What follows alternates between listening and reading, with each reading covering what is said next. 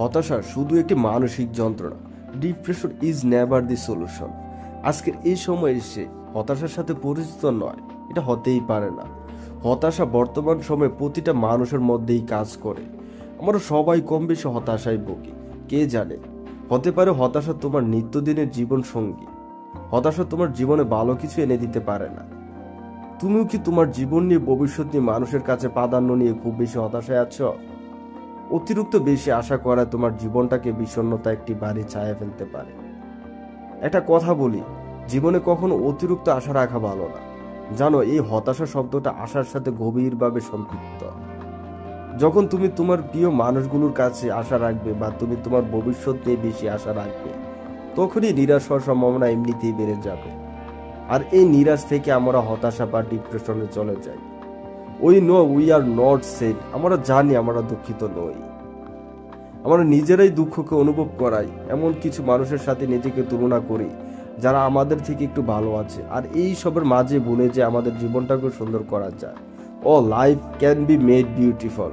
হ্যাঁ, জীবনটাকে সুন্দর করা যায়, আর এই জীবনটাকে সুন্দর করার দায়িত্ব তোমারই।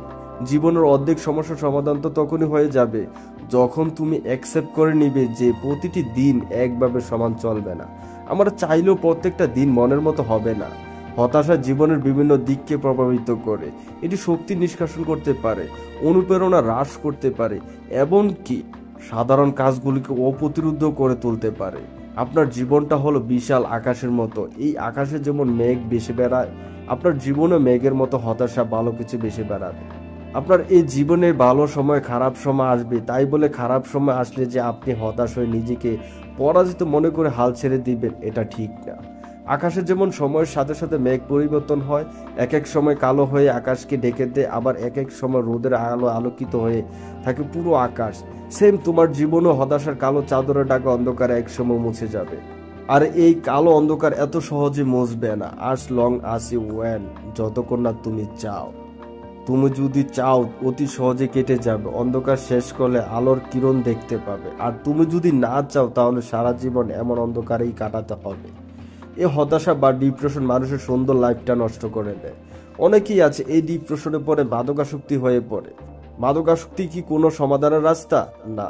আমরা এই সময় মাদক বা বাজে কাজ থেকে বিরত থাকবো, একা থাকবো না, সবার মাঝে থাকার চেষ্টা করব। দেখো, তোমার লাইফ তোমাকেই পরিবর্তন করতে হবে। একবার, দুইবার, তিনবার ব্যর্থ হয়েছে তাই বলে পরাজয় মেনে নিয়ে ডিপ্রেশনে পড়ে যাওয়া যাবে না। তুমি হতাশা থেকে কিভাবে বাইর হবে সেই রাস্তাগুলো খুঁজে বাহির করো। তুমি কোনো কিছু শুরু করলে সেখানে আটকাবে, এটা স্বাভাবিক। আর এই স্বাভাবিক বিষয়টাকে নিয়ে হতাশ হবার কিছু নাই। সমস্যা যেখানে আছে সেখানে সমাধানও আছে। তোমার এই হতাশ হবার সমস্যাগুলো চিহ্নিত করো আর এই সমস্যার সমাধান খুঁজে বাহির করো। হতাশ হয়ে বসে থাকলে হবে না। তোমাদের সবার একটি জানা বাস্তব কাহিনী আবারও মনে করেই দিই। স্কটল্যান্ডের রাজা রবার্ট বুশের কথা বলতেই মনে পড়ে যায় রবার্ট বুশ আর মাকড়সার চিরচেনা গল্পটা, তাই না? রবার্ট বুশ আর মাকড়সার গল্পটা আমরা বইতে কম বেশি সবাই পড়েছি। রবার্ট বুশ আর মাকড়সার কাহিনী যখন পড়তাম তখন মনের মধ্যে একটা অজানা শক্তি কাজ করত। রবার্ট বুশ একাধিকবার স্কটিশদের ঐক্যবদ্ধ করে ইংরেজদের বিরুদ্ধে যুদ্ধ অবতীর্ণ হয়েছিলেন, কিন্তু বারবার তিনি পরাজিত হয়ে থাকেন। এক পর্যায়ে সবকিছু হারিয়ে একটি গুহার ভিতর আশ্রয় নিলেন। গুহার মধ্যে একটি মাকড়সা তাকে অনুপ্রাণিত করে তোলে। তিনি দেখলেন গুহার ভিতরে একটা মাকড়সা প্রবল বাতাসের মুখে 100বার চেষ্টা করার পর জাল বুনতে সক্ষম হলো। ক্ষুদ্র মাকড়সার জাল বোনা দেখে তিনি উপলব্ধি করেন সফল হতে হলে অধ্যবসায়ের কোনো বিকল্প নেই। অধ্যবসায় দ্বারা অসাধ্য কঠিন কাজকেও সফল করা যায়। এই ঘটনা অনুপ্রাণিত হয়ে বুশ আবার সৈন্যদের জড়ো করতে শুরু করেন এবং শেষ পর্যন্ত বানুকবানের যুদ্ধে ইংরেজদেরকে চূড়ান্তভাবে পরাজিত করতে সক্ষম হয় রবার্ট বুশ। এই যুদ্ধের আগে তিনি 6বার যুদ্ধে পরাজিত হয়েছিলেন, কিন্তু তিনি হাল ছেড়ে দেননি। নির্ভুল যুদ্ধনীতি আর কিছুটা ভাগ্যের উপর ভর করে বিশাল আয়তনের ইংরেজ বাহিনীকে সোজা বাংলা কুচুকাটা করেন রবার্ট বুশ। ইতিহাসের অন্যতম এই অসম যুদ্ধে জয়ের মাধ্যমে মুখখান করে রাজা রবার্ট বুশের, এবং একই সাথে শুরু হয় স্কটিশদের স্বাধীনতার সংগ্রাম। ছোটবেলায় পড়ে আসা গল্পটি দিয়ে আমরা জেনেছিলাম হতাশ না হয়ে নিজেকে মোটিভেটেড রেখে কিভাবে ইতিহাসের পাতায় স্বর্ণাক্ষরে লিখতে হয় নিজের পরিচয়কে। কোনো কাজে সফলতা পেতে হলে অধ্যবসায় করতে হবে। অধ্যবসায় ছাড়া কোনো কাজে সফল হওয়া যায় না। চেষ্টা না করে যদি হাল ছেড়ে দেয় তাহলে কখনো সফলতার দ্বারা আমরা পৌঁছাতে পারবো না।